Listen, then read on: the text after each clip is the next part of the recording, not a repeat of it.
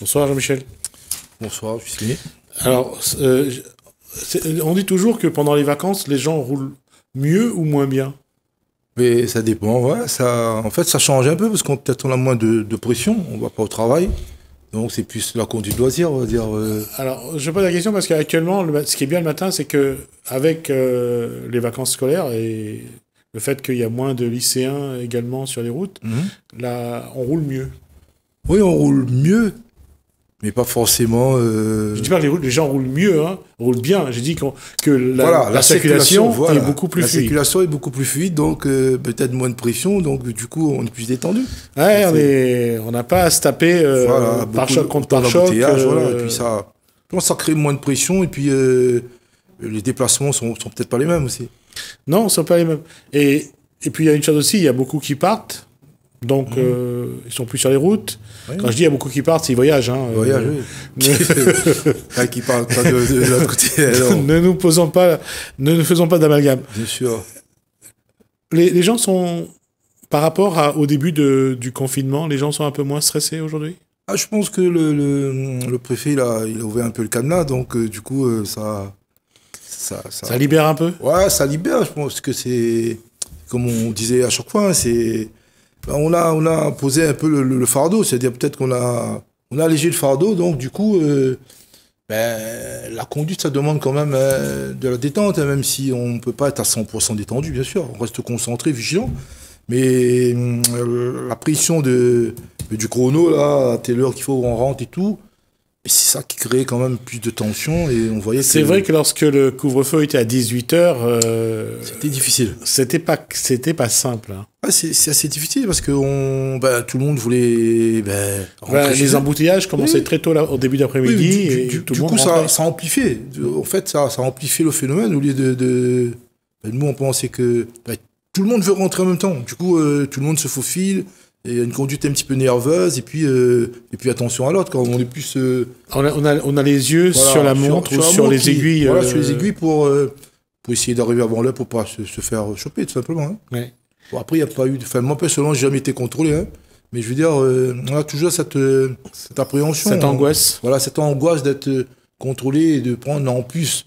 135 €. Voilà, 135 € en plus de ce qu'on vit psychologiquement. Je veux dire, en plus, une panne... qui est encore... Lorsque le couvre-feu était à 18h, comment les stagiaires qui étaient au volant, qui étaient en apprentissage, quel a été leur comportement? Je pense que...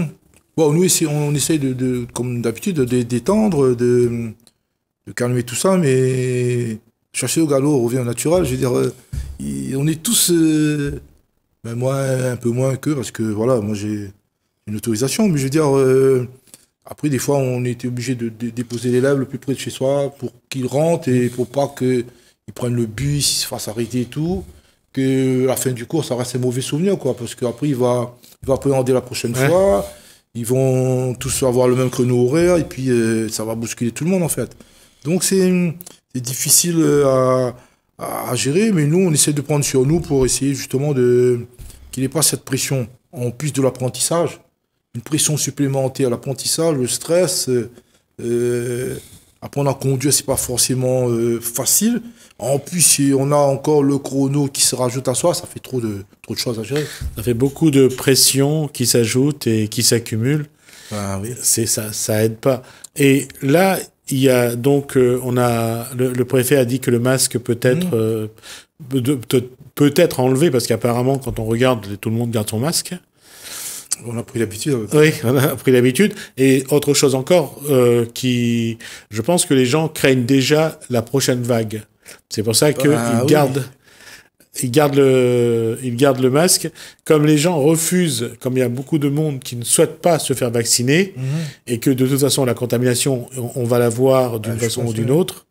Donc les gens ne veulent pas tomber le masque maintenant. Mais ceci étant, la pression étant moins forte, et là, il y a aussi les vacances qui s'ajoutent. Est-ce que on va retrouver un petit peu au moins des comportements plus sains, je dirais? Je pense que qui dit vacances, bon après, les élèves, là, ils ont fini les examens, les résultats vont sortir demain pour le bac, donc Vraiment, le Covid les a aidés aussi. Bon, ça, c'est pas le sujet du jour. Mais je veux dire, il y a quand même du bon aussi là-dedans. Mais je veux dire, là, ils vont lâcher la pression. Ils vont fêter, ils vont se lâcher. Ils vont peut-être décider aussi de franchir le pas, de s'inscrire à l'auto-école pour pouvoir justement... Oui, ça aussi, c'était une des questions que j'avais posées. C'est que généralement, après le bac, ceux qui n'ont pas encore le permis, ils enchaînent sur le permis. Sur le permis, oui. Il y a une forme d'euphorie.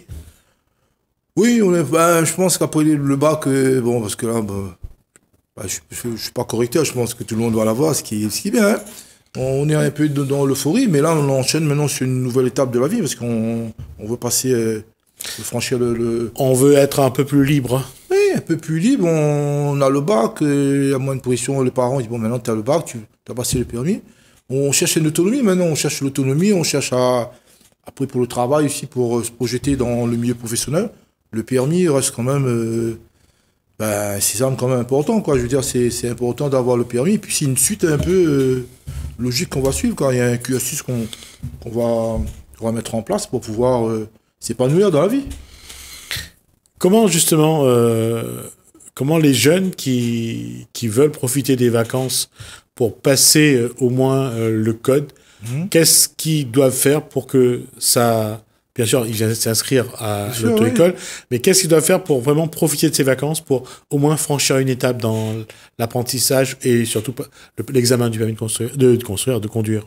Non, je pense que là, ils ont plus de temps, donc faut se motiver. Après, c'est sûr qu'il ne faut pas tomber dans cette euphorie. On a eu le bac et puis la vie s'arrête là. Donc, justement, c'est peut-être le début, justement. Le bac, c'est la porte ouverte pour les études supérieures. Et ensuite, là, on a plus de temps à consacrer, à se concentrer sur le code, qui est les preuves théoriques, qui est obligatoire. Et ensuite, on peut faire un peu de pratique en même temps pour justement développer tout ça. Et on n'a plus les cours, on n'a plus les révisions à faire. On a le temps. On a le temps. Et puis, je pense peut-être que les parents aussi vont peut-être offrir à leur enfant le permis de conduire. Donc, c'est la bonne période pour que tout ça se mette en place. En fait. Prendre les vacances, profiter des vacances, avoir dû prendre le temps pour justement préparer cet examen, le code, c'est une bonne idée? Oui, c'est l'idée qu'on doit avoir, je pense. Hein. Comme je dis, c'est une suite logique. Hein. On a fait un cursus scolaire, maintenant on essaie de préparer le cursus professionnel et malheureusement, le permis, c'est comme un diplôme maintenant. Hein. On n'a pas de permis, on est un peu... handicapé. Ouais, je veux dire, on est limité, surtout dans ses déplacements. Si on doit aller travailler, la pandémie, le bus, tout ça fait que les gens, après, il y aura le téléphérique. Et peut-être un jour... et puis peut-être aussi, surtout, pouvoir profiter de la nouvelle route quand elle sera livrée. Alors, qu'est-ce que doit faire un jeune qui soit en première, en terminale et qui ont eu leur bac, par exemple? Qu'est-ce qu'ils peuvent faire pour être sûr de bien profiter de ces vacances pour se mettre à l'apprentissage de la conduite ou du code? Je pense qu'il faut prendre un peu de temps aussi pour se reposer. Voilà, pour se reposer, décompresser. On peut par exemple travailler le code le matin et chez soi aussi on peut. Hein. Maintenant, on a des applications et tout, on peut travailler chez soi. Et sinon, on peut venir à l'auto-école quand il y a un moniteur parce qu'on a des questions à poser. On s'imprègne un petit peu de l'examen aussi parce que, voilà, à la maison, on va le faire via son cool, sur le portable et tout. Si on vient en salle, et puis on va surtout rencontrer d'autres personnes aussi. Se confronter un petit peu, échanger les difficultés. Là, je pense qu'il faut prendre le temps. C'est vraiment c'est l'objectif principal, à mon avis, de profiter de ce temps libre que les parents m'offrent le code, la conduite et tout, pour pouvoir se lâcher vraiment et commencer à faire tout ça. Soit tout seul, soit on peut faire réviser un peu les parents le code, ce serait pas mal aussi des fois, parce qu'il y a de nouveaux panneaux qui arrivent. Ou sinon, entre copains et copines, ça devient convivial, ça devient... Il y a un mot qui a été lâché, de nouveaux panneaux qui arrivent? Oui, il y a des nouveaux panneaux qui sortent à chaque fois. Hein. Ah, d'accord. Il y a à chaque fois, tous les ans, il y a des panneaux qui vont... Parce que comme ça évolue, par exemple, il y a un panneau au niveau du feu, il y a un feu rouge et puis il y a un triangle avec un cycliste qui est en orange dedans. En fait, ça voudrait dire que justement, le cycliste, même si le feu est rouge, Il est prioritaire. Il peut passer malgré. Donc voilà, il y a toujours des... Le code, il évolue en permanence, il y a toujours des choses qu'on va rajouter. Et puis si on travaille un peu avec les parents, ça va peut-être les aider à se mettre au goût du jour. À se mettre, voilà, à la page. Hein, voilà. Donc, ça veut dire que nous aussi, on doit se remettre à ouvrir un code pour revoir les nouveaux panneaux. En fait, ça fait partie du continuum éducatif, hein, depuis l'école primaire jusqu'à la fin de ses jours. On a toujours cet apprentissage, cette évolution de la conduite. Et tout évolue. Donc, pour être vraiment dans le coup, être actuel, réactualiser, pardon, tout ça, on doit aussi, même en tant qu'adulte et conducteur responsable, se mettre à la page. On a les nouvelles technologies qui nous permettent d'accéder à ces informations et c'est très important. Très important. Et aujourd'hui, bien sûr, on est toujours dans ce contexte sanitaire, ça c'est une chose. On a évolué dans nos schémas de comportement, ça c'est autre chose. Aujourd'hui, quand je dis que les vacances, c'est un bon cadre pour, d'une part, bien sûr, décompresser, mais aussi passer son permis, parce que c'est bien de ne pas avoir d'autres soucis en tête voilà, profiter des vacances pour passer ce code et ce permis. Passer ce cap et puis s'épanouir dans la vie. Et puis je pense que le permis est utile. Hein, c'est vraiment comme un diplôme. Hein. Après, on a la chance de pouvoir le passer juste après le bac. On est encore un peu dans le cursus scolaire. On a encore de bonnes capacités. On a surtout cette envie d'avoir le permis de conduire parce que c'est important, je pense. Et la question, est-ce que votre auto-école ou d'autres écoles prépare un dispositif spécial pour ces... On peut avoir des promotions spéciales vacances. Hein. On essaie de mettre ça en place pour justement...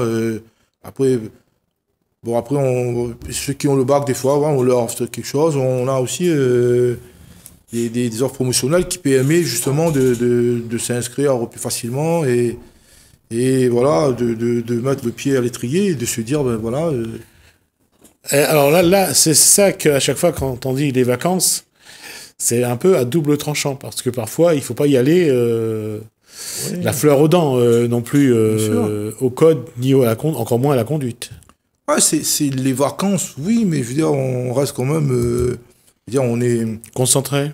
On s'entraîne, on reste toujours avec quand même une petite flamme quand même. On peut pas tout arrêter, c'est pas les vacances et il n'y a plus d'école. Mais il y a autre chose qui arrive, on continue. Hein. Je veux dire, il faut prendre 1 heure ou 2 heures pour pouvoir travailler. Pour travailler. Pour avancer surtout. Parce que là, est-ce qu'il vaut mieux que... Le problème, c'est ça. Un jeune qui veut passer son permis, qui travaille soit sur Internet, soit s'il travaille dans le code Rousseau, prend parfois des mauvaises habitudes parce qu'il va peut-être pas comprendre de la même manière l'information. Et quand il est à l'auto-école, et quand il visionne les diapos, le commentaire du moniteur je pense, le n'est pas toujours la même chose. En fait, ça se rejoint quand même. Peut-être que les explications... nous, on essaye d'apprendre à l'élève à déchiffrer ce qu'il y a sur l'image, ce qui va correspondre à ce qu'il va faire en conduite. Le code, c'est l'épreuve théorique. On est devant une télé, un écran. Il n'y a pas vraiment de risque. Sauf qu'on va venir en conduite en pratique. Là, c'est plus pareil. C'est pour ça qu'il faut qu'on arrive quand même à se concentrer, à déchiffrer, puis à comprendre et analyser les situations pour pouvoir les décrypter et ensuite prendre une décision. C'est un processus qui va se mettre en place.